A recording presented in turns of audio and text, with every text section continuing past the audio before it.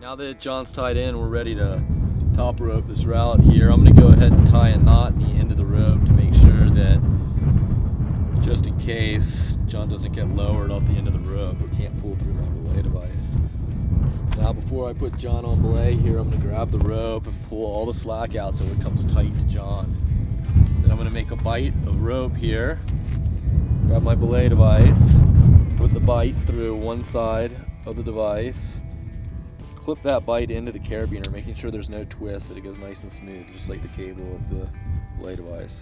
And lastly, I'm gonna make sure I lock this carabiner. I'm gonna test it by pinching it. All right, now that we're ready to climb, one thing we're gonna do every time before we climb is double check each other's systems. I'm gonna make sure that my partner's harness is double backed. He has a proper follow through figure 8 knot tied through both the waist belt and the leg loop, and he has a sufficient amount of tail. I'm also going to make sure that my harness is double backed over here. The belay device is rigged up properly and the carabiner is locked. And I'm also going to make sure that there's a knot in the end of the rope so that if for some reason the rope wasn't long enough, it wouldn't slip through the belay device and we wouldn't drop the climber. Okay, now that we've double checked everyone's harnesses and we're ready to climb, we're going to go through a series of belay commands. It's our final safety protocol here. On belay, Dave? Belay is on. Climb on. As John climbs, I'll be taken into slack. It's really important that I don't let go with my brake hand.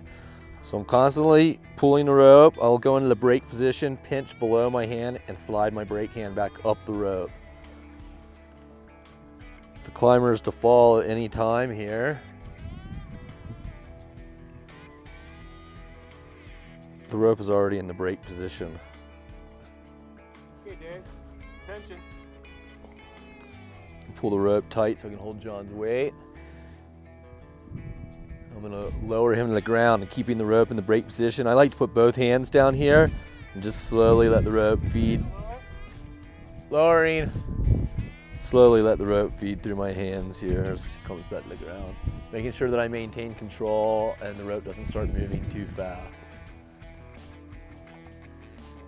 All right, Dave, that route looks pretty good. You know what? You can take me off belay. Thank you very much. Belay's off.